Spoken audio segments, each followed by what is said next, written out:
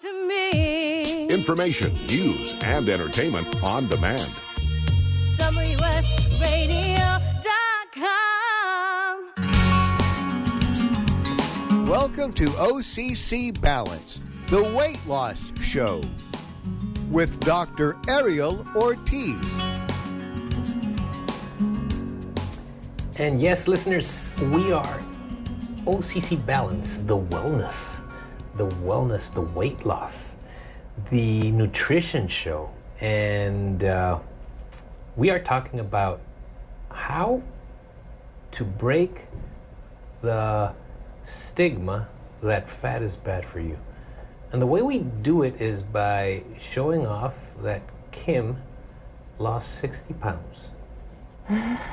That would be Kim Kardashian, right? Because if I show you science, well, you might doubt it, but if you see Kim Kardashian actually losing that amount of weight, you're going to say, damn, this is a good diet. So today, to help us explain the keto diet is Lucia Chavez, our chief nutritionist at Obesity Control Center here in Baja, Mexico. Lucia, thank you for coming over and talking to us. My pleasure. Okay, so I just want you to, I mean, it's already been proven because Kim already did it, so we just want you to add that's just fine. That's fine. We just need to validate that. Just validate it a little.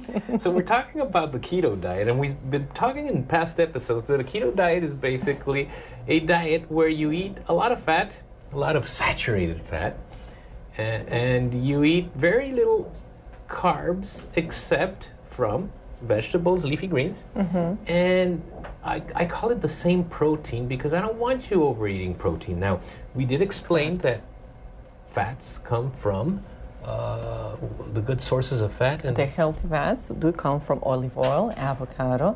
We, of course, need to include some butter, ghee, some lard, and animal sources. And all organic and grass-fed, grass-finished. Well, that term is not valid anymore. But yeah, you want to have a naturally feeding animal, preferably, and so those are the saturated fats that are good for you.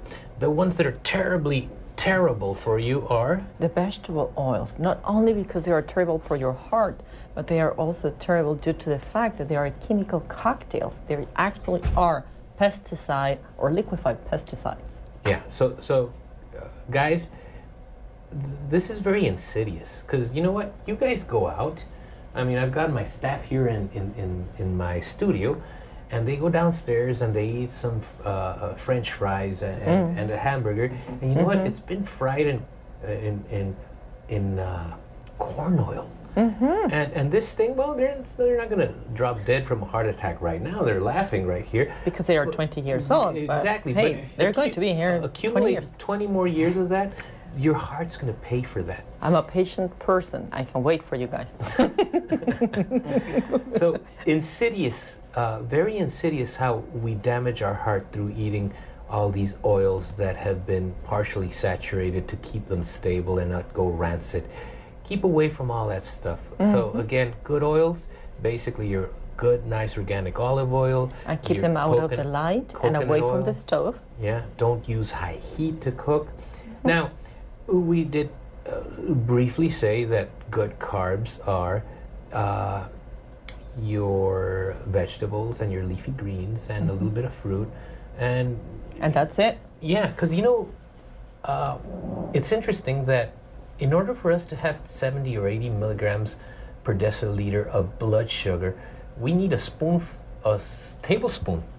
A teaspoon. A teaspoonful of sugar in our blood. That's all. That's what keeps our brain alive and our red blood cells, which can only nourish themselves on glucose.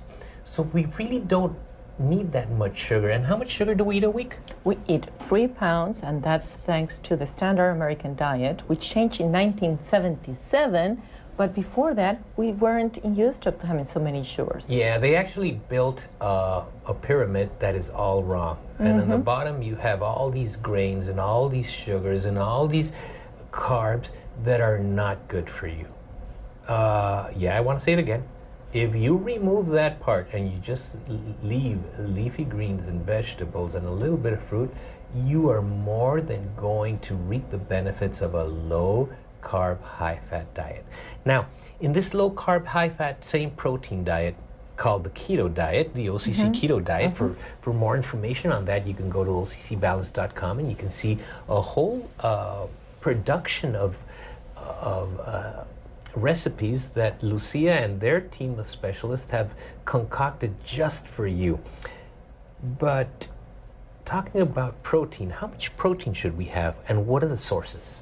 Okay, how much protein? Well, if you were to have the weight loss surgery, you would need to be on a high protein keto diet. But that's, let's say, a different subject. For the most of us, then that will be a normal protein intake, which is equal to 0.65 per pound in your body. All right, that's too technical for me. It's like, I'm a guy, I don't know what a gram is. How much meat should I eat in one sitting? Obviously, an organic cow. Translated into your daily life, that will be 2 eggs. That will be, of course, 3 to 4 servings of protein, equivalent to the palm of your hand, and some nuts and seeds, of course, and that's about it. All right, and protein coming from animals, you can say poultry, any type of poultry, fish, even the unique protein sources that exist in other countries, like goat. Goat happens to be one of the best proteins out there. And then we can get into crickets and traveling Mexico and internationally, but that's another story. So your protein should not exceed a certain amount, which is around, for a 80 kilo guy, around 80 grams of protein, which again is the size of the palm of your hand. In every meal, and the width of your... Exactly.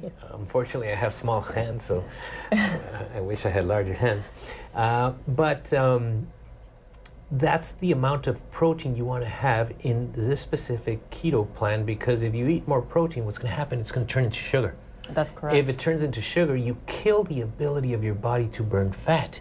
And if you kill the ability of your body to burn fat, instead of getting all these remarkable changes in your metabolic pattern, which is lowering your bad cholesterol, increasing your your good cholesterol, lowering your blood pressure, lowering your blood sugar, it goes the other way around. You start accumulating more fat and you become more diseased. We've been living a life since the 1960s that saturated fat is bad for you, and it's not. Oils, vegetable oils are bad for you. Processed foods are bad for you. So notice that we've been talking about leafy greens, vegetables, and some fruit. Everything else should be out of the picture? Pretty much, of course. I mean, we are so used of having so much sugar during the day that we don't think that we can live without it. But we can. Don't tell me you don't ever have bread. Yes, I do on Fridays. All right, okay. With a glass of wine. Nice. Okay. What about alcohol in the keto diet? Well, if you do want to get into ketosis pretty fast, you need to avoid it, at least for 2 weeks. And after that, we can balance it out. It can be part of your diet, but we need to figure out first if your body's working with you and with alcohol. If not, then it should be avoided. All right, I'm leaving because I have actually been on a 5-week keto diet, and I'm ready for a drink. See you guys. Just kidding. All right. Now, there's an additional benefit to the keto diet. You don't need to count calories. Oh, yeah, you don't need to count servings. And you don't need to be measuring anything. And you're not hungry, because I actually skip meals, which is called intermittent fasting, and it has an incredible effect, metabolic effect. You will reap the benefits. Just go to occbalance.com. We'll give you a perfect explanation of what the keto diet is, the keto plan, the OCC keto plan. We've used it on 5,000 patients. We've reverted diabetes early on, even in 2 weeks, and hypertension. And all this done through the OCC keto diet planned by ours truly, Lucia Chavez. Thank you again for being here. I want to thank the listeners for paying attention to this keto series, and we will have future episodes with more interesting scientific information. This is OCC Balance on WS Radio. I am your host, Dr. Ariel Ortiz, signing off.